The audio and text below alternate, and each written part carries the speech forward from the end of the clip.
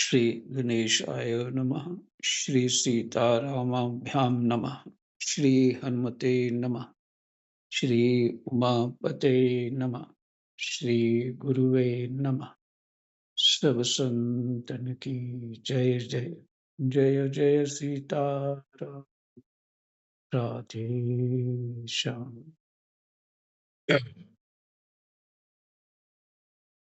दशम स्कंद और 16वां अध्याय। प्रसंग है ये कालिय नाग जो है उसका उद्धार।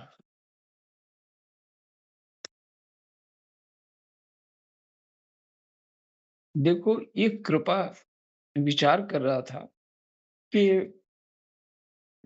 लिखे कालिय नाग पर कृपा।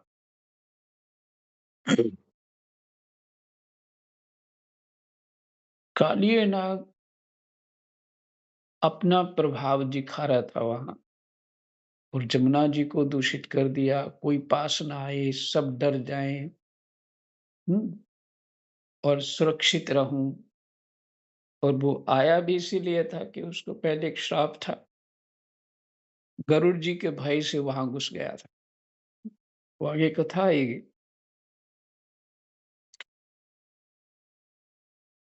लेकिन जीव को भगवान किस तरह कृपा करते हैं? अपने उस स्वरूप को, नाग योनि तामसिक योनि है, तो उस स्वरूप को सदा के लिए बनाए रखना चाहता है।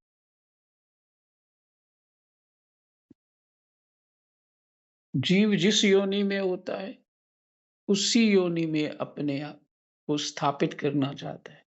किसी भी योनि में चला जाए, वो मरना नहीं चाहता वहां। कुत्ता गंदगी खाता है, क्या कुत्ता मरना चाहता है? वो आपको हमें काटने को दौड़ेगा। हम थोड़ा भी कुछ करेंगे उसको। कोई भी प्राणी इस सृष्टि का वो मरना नहीं चाहता। इसका अर्थ ये है कि वो उसको जिस स्थिति में है उसको वहां अच्छा लग रहा है। ये भगवान की माया है। हुँ?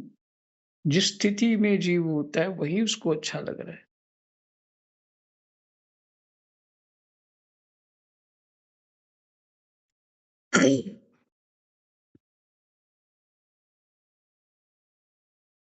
पर कृपा क्या है? जिस योनि में भी जीव हो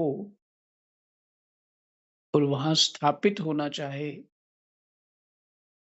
तो भगवान तो कृपा करते हैं ना कि तुम इन मन बुद्धि इंद्रियों से।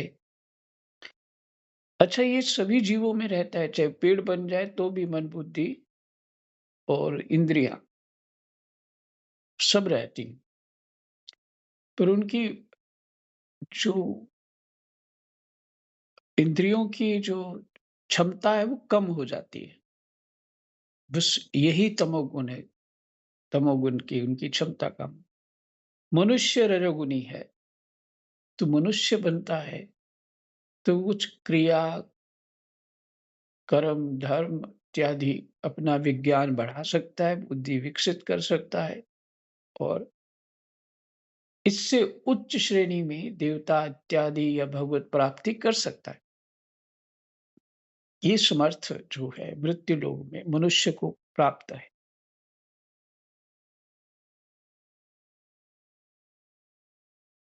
ये विचार भगवान ने स्वयं किया कि कालिय नाग को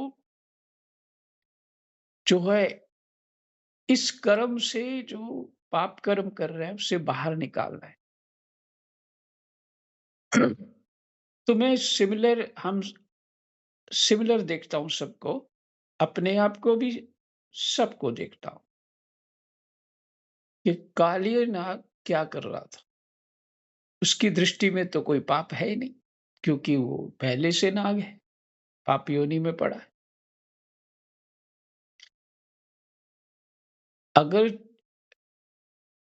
कोई तामसिक पशु, शेर इत्यादि और भी जानवर दूसरे को खाता है, तो उसको पाप नहीं लगता।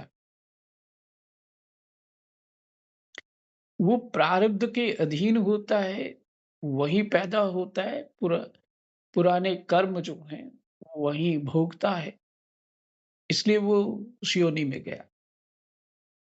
और कीड़े-मकोड़े हम बन जाते हैं, एक बड़ा कीड़ा छोटों को खा जाता है। इस तरह सब जो भी जीव प्राणी हैं, वो ये भोग योनि है, ये भोगना ही पड़ेगा। तो इसलिए इनको पाप नहीं लगता। पाप और पुण्य मनुष्य को लगता है। जहाँ विचार होता है, जहाँ पे वो ये विचार कर सकता है कि अच्छा क्या है, बुरा क्या है, धर्म क्या है, अधर्म क्या है।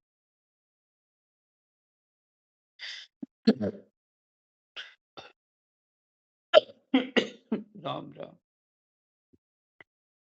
तो इस योग्यता तक उसको पहुँचा दिया भगवान ने, तो उसको तो उसका वो ये धर्म है, माने कर्तव्य है, जो करेगा उसका फल मिलेगा। पर मनुष्य 5 साल तक बच्चा जब तक रहता है उसको उसको भी कोई पाप नहीं लगता। कुछ गलत कर भी जाए तो पाप नहीं लगता। 5 साल के बाद उसको पाप लगता है।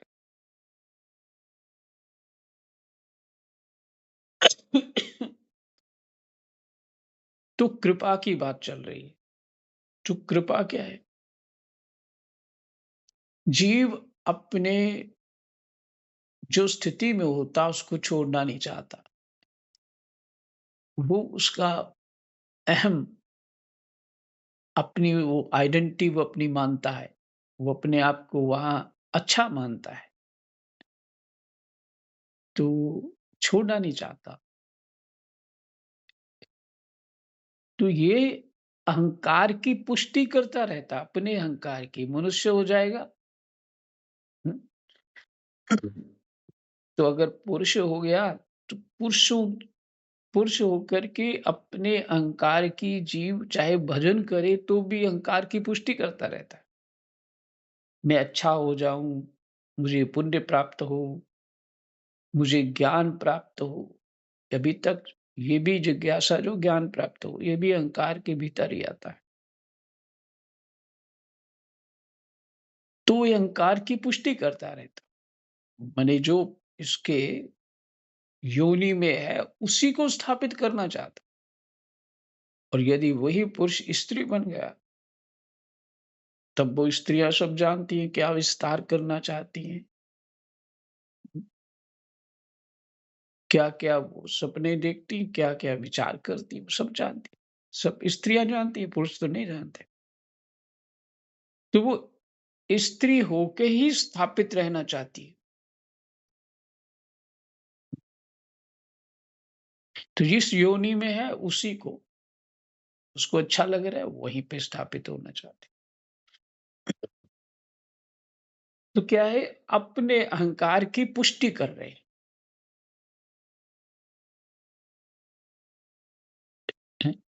कि मुझे कोई अच्छा कहे, मेरी कोई प्रशंसा करे, तो अपने अहंकार की पुष्टि कर रहे हैं और लगता है कि हम भजन कर रहे हैं। तो इस अहंकार रूपी कालिय को भगवान जो है, उसका अहंकार मर्दन करना चाहते हैं। ये है कृपा। तो क्या कृपा करी? भगवान ने उसका अहंकार पूरी तरह से देखा, अपनी सुंदरता दिखाई, अपनी महिमा दिखाई। एक बार तो वो देखते ही ये विचार करने लगा, कितना सुंदर बालक है, इसके ऊपर से दृष्टि मेरी हट नहीं रही। लेकिन इसने हिम्मत कैसे करी मेरे इस जलाशय में आने की? और वो समझ रहा था इतना विष है, फिर भी ये आ गया और निर्भय है। तो ये अहंकार उस ये जो कृष्ण का जो ये जो क्रिया थी उसको सहन नहीं हुआ और वो बोले नहीं, इसको मैं मार डालूँगा। ये काम कौन कर रहा है? अहंकार। यही करते हम कि साधारण जीव यही इसी चक्कर में फँसा रहता है। किसी ने मेरी थोड़ी इंसल्ट कर दी, बस अब तो मैं इसको मज़ा चखाऊँगा या चखाऊँगी। कोई ना कोई फिर अपना वो हृदय में रख के अपना बदला किसी न किसी रूप में शत्रुता, द्वेष करके तो खेल खेलते हैं।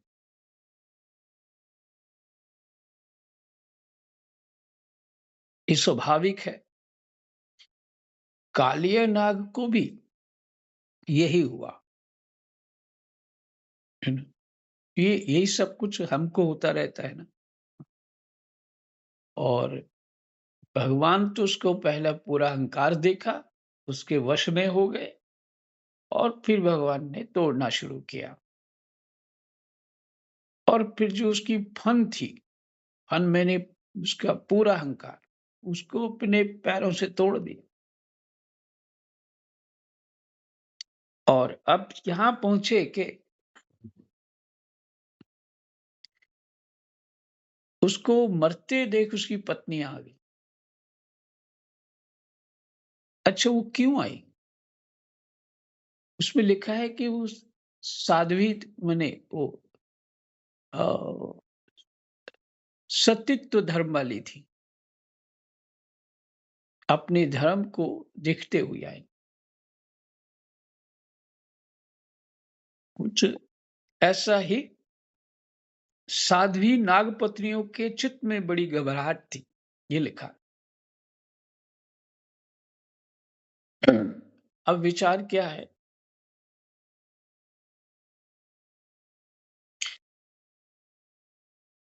ये हमारा ही स्वरूप है।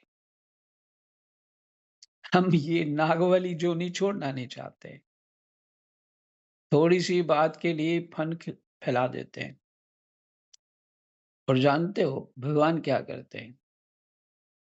नृत्य करते हैं उसके ऊपर। कैसे? हमारी एक-एक कामना को तोड़ते हैं। हुँ, हमारी जितनी वो हमने होशियारियाँ सोचते हैं कि ये करेंगे, वो करेंगे, वो सब सब कुछ तोड़ देते हैं। तभी जाके हमारा ये काल्य रूप जो अहंकार है, वो नष्ट होता है। फिर भगवान की शरण ही हमको स्मरण होती, उससे पहले नहीं, उससे पहले नहीं। भगवत कृपा है, ये कृपा है। हमारी सारी इस दशा को भगवान जब तोड़ देते हैं, ये कृपा है।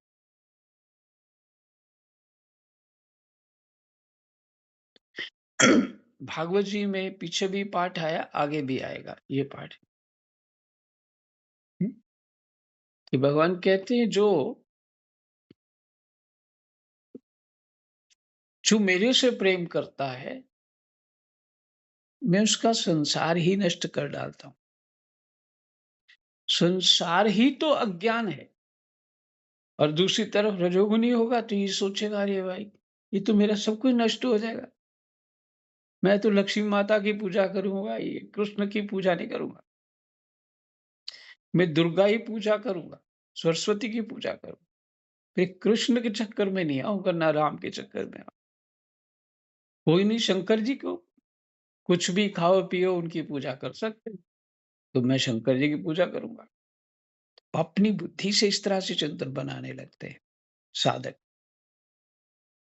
सुनते रहते हैं सबकी घटनाएँ, तो पता लगता रहता है। जिससे संसार जो जिसमें हम रह रहे हैं, वो अज्ञान से निर्मित है और अज्ञान में ही अपना अहंकार स्थापित कर रहे हैं, तो इससे बड़ी भूल क्या है? और भगवान ही तोड़ते हैं कृपा करके। तब उस तब स्थिति आती है ये, जब भगवान की कृपा होती है, तब स्थिति आती है, मेरे तो गिरधर गोपाल दूसरो न कोई। तुम ढूँढो मुझे गोपाल, मैं कोई गैया तेरी। हैं? ये जो इसका भाव है कि मैं आपकी गैया हूँ, है ना? जीवात्मा, आप ही चराते हो उसको और मैं चरते-चरते खो गई हूँ उन विषयों में और तुम ही ढूँढो अब मुझे अपने स्थान पे ले चलो। ये कृपा है भगवान की। तो जीवन में कष्ट हो, किसी तरह के भी कष्ट हो, इसका अर्थ नहीं है कि वो भगवान प्रसन्न नहीं हमारे ऊपर। नहीं, यही प्रसन्नता है भगवान की कृपा है। क्योंकि हम भगवान को किस तरह से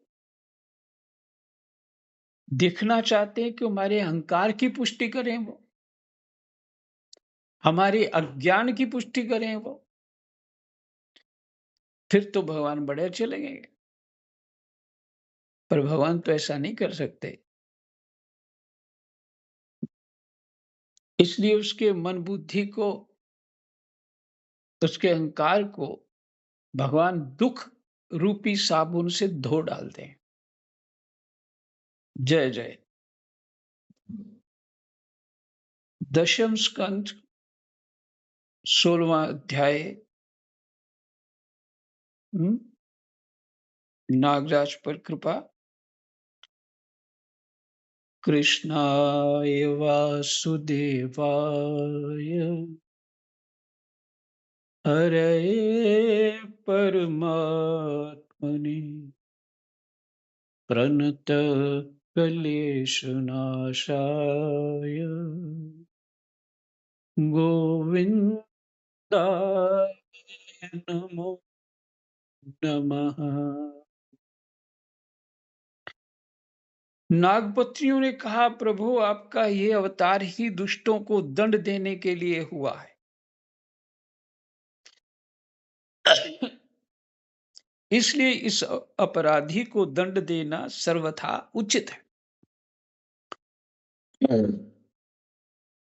आपकी दृष्टि में शत्रु और पुत्र का कोई भेदभाव नहीं है। ना आपका कोई शत्रु है और ना कोई मित्र है अर्थात पुत्र है। कोई भेदभाव नहीं है। इसलिए आप जो किसी को दंड देते हैं, वह उसके पापों का प्रायश्चित कराने और उसका परम कल्याण करने के लिए ही होता है। आपने हम लोगों पर ये बड़ा ही अनुग्रह किया है। तो यह तो आपका कृपा प्रसाद ही है। अब मुझे हंसी आ रही है कि पति को पिटवा रही हैं क्या? कृपा हो रही है। ठीक है। उस दृष्टि से तो देखना नहीं है, यह अध्यात्म दृष्टि है। आपने हम लोगों पर बड़ा ही अनुग्रह किया। ये तो आपका कृपा प्रसाद ही है।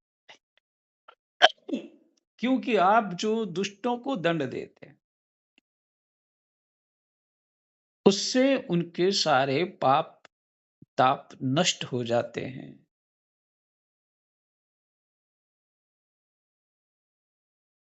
इस सर्प के अपराधी होने में तो कोई संदेह ही नहीं है। यदि ये अपराधी ना होता, तो इसे सर्प की योनि ही क्यों मिलती? इसलिए हम सच्चे हृदय से आपके इस क्रोध को भी आपका अनुग्रह ही समझते हैं।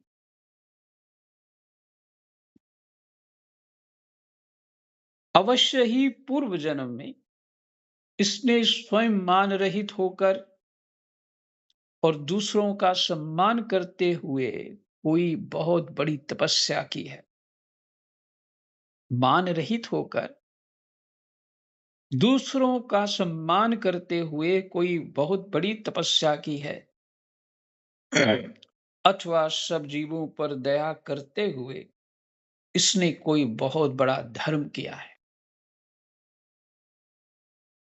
तभी तो आप इसके ऊपर संतुष्ट हुए हैं।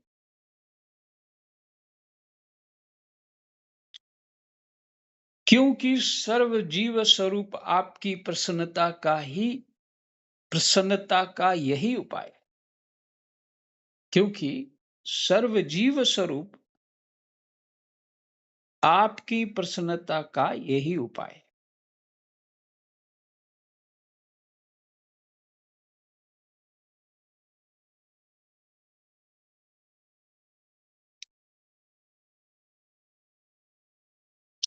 सभी जीवों को हम्म,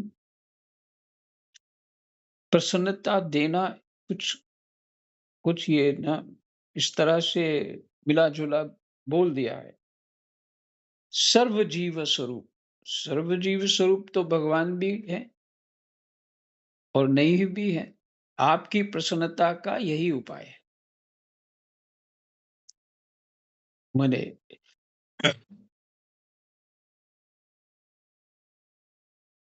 धर्म करना, जीवों पर दया करना, ये पीछे वाला जोड़ना पड़ेगा, है ना? ये सब जो तप हैं, ये तप में आएगा। धर्म धर्म तो अपने को संयम में रखे बिना हो नहीं सकता ना, तप है सब। क्योंकि सर्व जीव स्वरूप आपकी प्रसन्नता का यही उपाय है।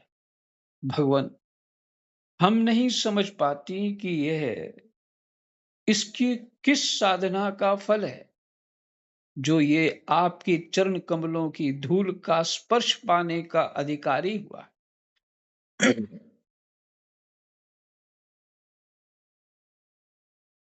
आपके चरणों की रज इतनी दुर्लभ है कि इसके उसके लिए आपकी अर्धांगिनी लक्ष्मी जी को भी बहुत दिनों तक समस्त भोगों का त्याग करके नियमों का पालन करते हुए तपस्या करनी पड़ी थी। प्रभु, जो आपके चरणों की धूल की शरण ले लेते हैं, वे भक्त जन स्वर्ग का राज्य या पृथ्वी की बादशाही नहीं चाहते। न वे रसातल का ही राज्य चाहते और ना ब्रह्मा का पद ही लेना चाहते।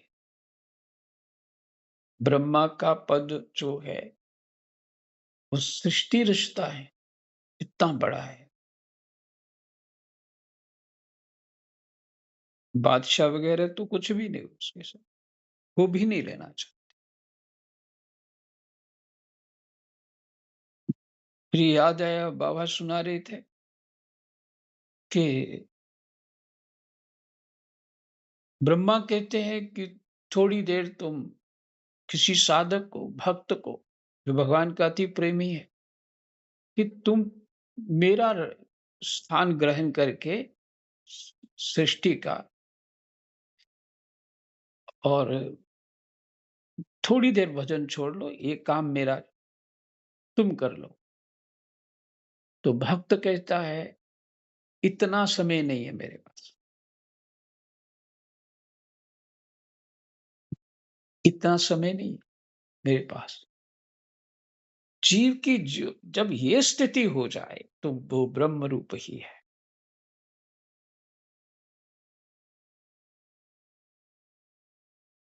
वो अपने स्वरूप में आ गया। यही तद्रूपता तो प्राप्त करनी, उसी को सारूप्य समीप्य तद्रूपता प्राप्त होती है।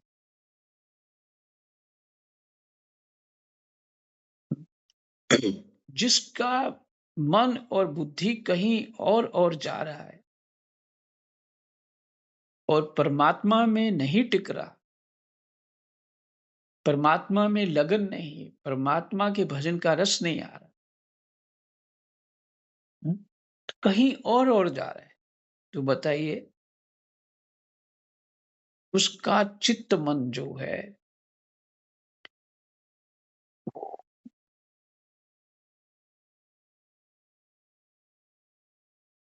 शास्त्र कहता है कि वो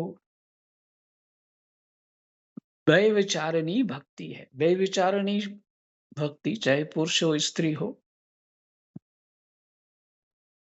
तो जिससे संबंध है उसमें तो उसका अनुराग है, पर औरों में भी राग है। ये व्यभिचार इसको कहते हैं। और यदि उसका अपने पति में ही राग है, तो वो अव्यभिचार रूपनी भक्ति है। इसी तरह परमात्मा में अव्यभिचार रूपनी जो भक्ति है होनी चाहिए। इसलिए फिर मीरा जी का पद, मेरे तो गिरधर गोपाल दूसरो न कोई। ये जो मीरा जी का मंत्र है यदि दृढ़ हो जाए, कोई भी पुरुष व नारी चराचर जगत में कोई भी हो, उसको ये मंत्र समझ में आ गया, तो वो समझिए उस भक्ति जो शुद्ध भक्ति है, वो प्राप्त कर लेगा।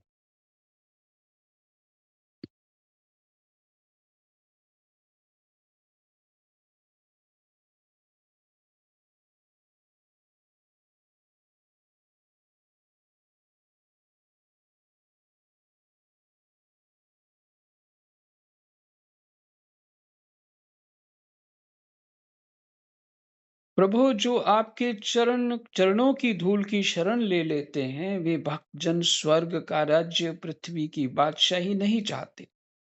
ना वे रसातल का ही राज्य चाहते और ना तो ब्रह्म का पद ही लेना चाहते हैं। उन्हें अनिमादि योग सिद्धियों की भी चाह नहीं होती।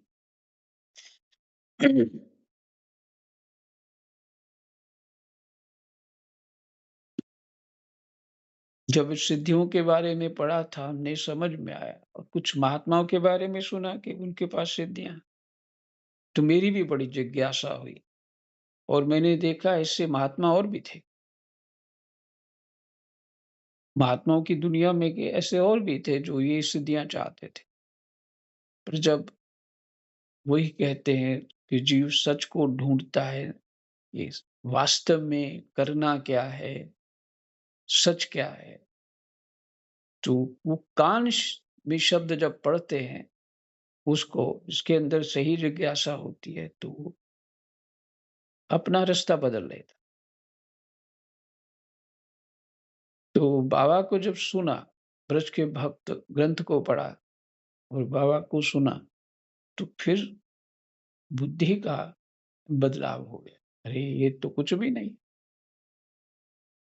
कि जब तक शरीर है तब तक ये दूसरों को दिखाने के लिए है और बड़ा सम्मान पाने के लिए, और सम्मान किस लिए पाना है और अपने आप को अहंकार ही बढ़ाना है, कालिए नाग की तरह, और फिर विषयों का भोग करना है, और तो कुछ है नहीं इसमें।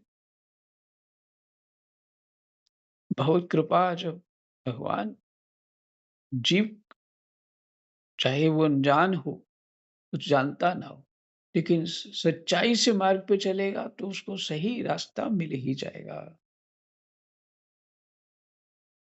तो कहती है उन्हें अनिमादि योग सिद्धियों की भी चाह नहीं होती। जैसे हनुमान जी कभी बड़ा विशाल रूप बना लेते हैं, कभी सूक्ष्म हो जाते हैं मच्छर के समान। और ये सिद्धियां जैसे पानी पत्थर में भी प्रवेश कर जाना, यहाँ तक कि वे जन्म मृत्यु से छुड़ाने वाले कैवल्य मोक्ष की भी इच्छा नहीं करते।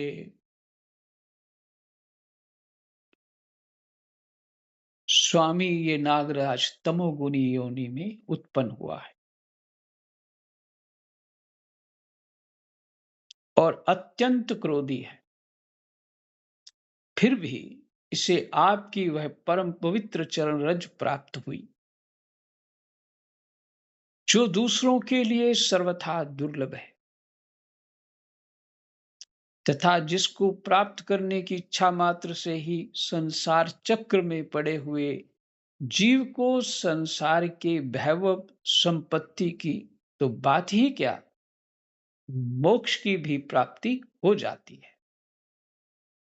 फिर से सुनिए, जो दूसरों के लिए सर्वथा दुर्लभ है,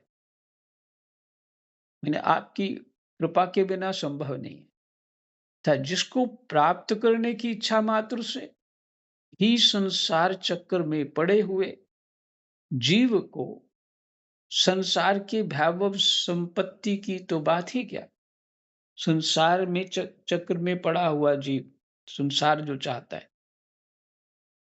वो तो मिलती है और मोक्ष की भी प्राप्ति हो जाती है। पर ये जो श्लोक है ना, यही हमारी परीक्षा है। यही चाहते हैं हम, संसार भी मिल जाए और मोक्ष भी हो जाए।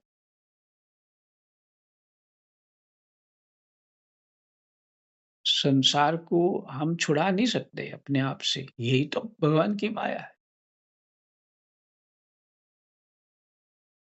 ना मोक्ष चाहिए, ना संसार चाहिए, भगवान की भक्ति चाहिए। चाहे महल में बैठे हो, चाहे झोपड़ी में बैठे हो, जो चित्त है हमारा, जो बुद्धि का चिंतन है, वो कबीर जी का दोहा है, वो सुनाता हूँ। मन लागा मेरो यार फकीरी में, बगल में कुंडी हाथ में सोटा, चारों दिशा जगीरी में, मन लागा मेरो यार फकीरी में। ये किनकी स्थिति, महाराज जनक की। राज्य कर रहे हैं पर राज्य में वो है नहीं। और इससे महान पुरुष जो है, उनसे सुखदेव जी अपने ज्ञान की पुष्टि कराने के लिए गए थे। व्यास जी कह सकते थे ये तुम्हें ज्ञान हो गया, पर व्यास जी ने नहीं कहा। उन्होंने कहा राजा जनक के पास जाओ। इसलिए पहला यही कि राजा जनक विषयी दिख रहे थे ना, राजा हैं, रजोगुनी हैं, तो उनके पास जो त्याग वैराग्य सब कुछ उच्च स्थिति वाला व्यक्ति क्यों जाएगा रजोगुनी के पास। और पिताजी ने कहा है कोई कारण ही होगा, वैसे स्तर के होंगे।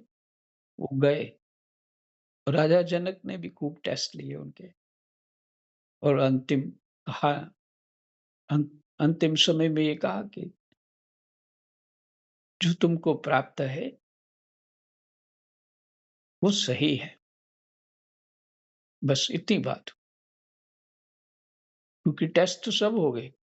पहले तो व्यास जी ने ही टेस्ट दे दिया कि तुम जाओ राजा के पास। तो यही विश्राम करते हैं। जय जय सीताराम, राधे श्याम। कृष्णाय वासुदेवाय